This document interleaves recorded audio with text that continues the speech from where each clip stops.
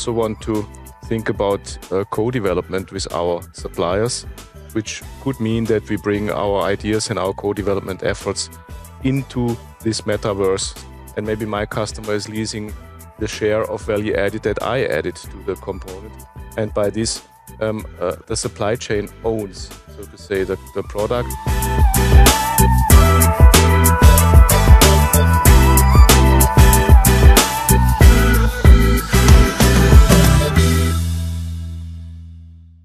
So, hello everybody. Welcome to our next session from Inside Supply Chain. Today we have a very strategic topic called digitalization in purchasing, creating buyers' metaverse.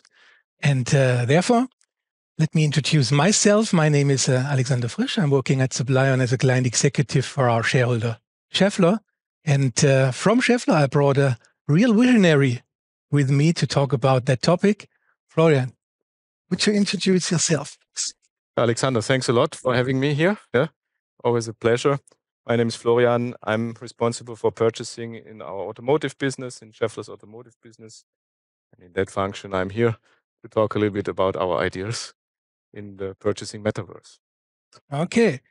Taking the keyword, purchasing metaverse, Florian, can you tell us three major pillars, what you see as the major pillars for buyers' metaverse in the future? Yeah, Alexander, probably there are more than three pillars, but what I personally see is a full digitalization of our supply chain is what we are, let me say, striving for.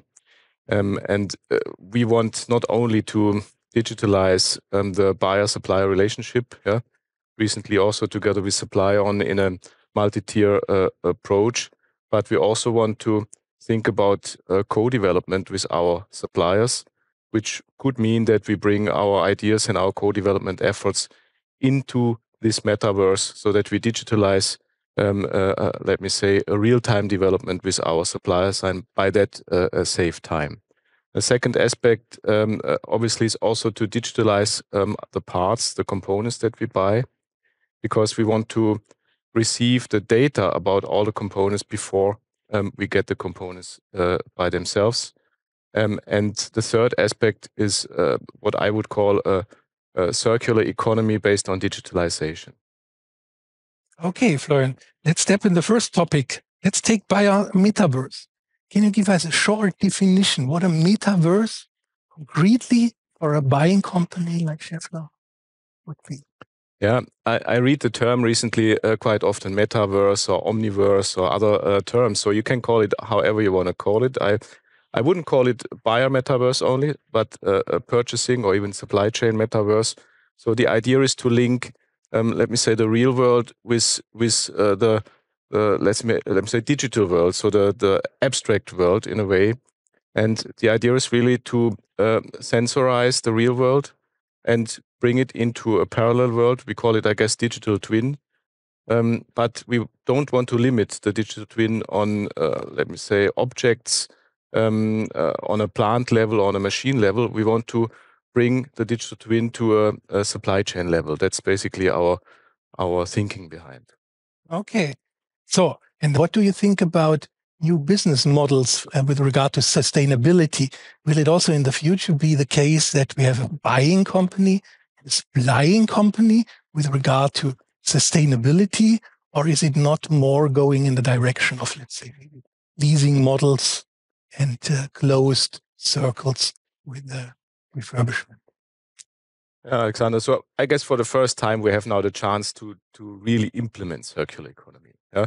In the past we have discussed about it. There's a lot of research also on this topic, but let me say it's not realized in a good way. So I think in the future we will see more and more, like you propose, leasing models where you are not selling a component to me, but I'm leasing a component from you, and maybe my customer is leasing the share of value added that I added to the component, and by this the supply chain owns, so to say, the product, and it goes also back in the sense of an ownership to the one who has produced it, and by that we can close the loop. So it will not be, let me say, enough to track, for example, carbon footprint information or CO2 information.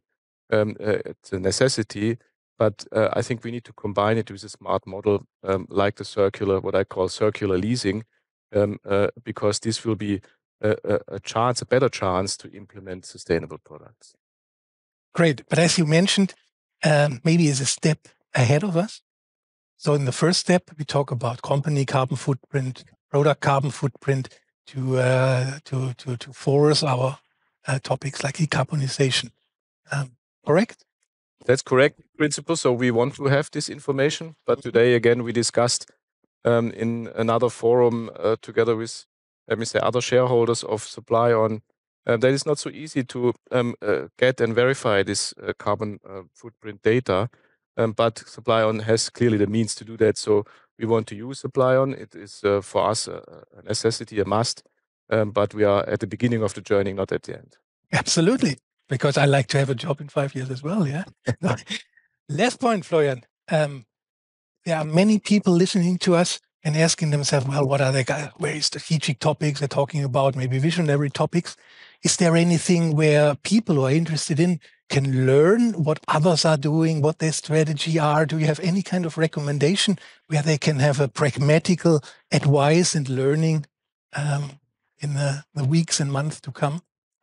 Yeah, Alexander, so I guess there's several solutions. So my true belief is that we learn from each other. And I guess you have created this format.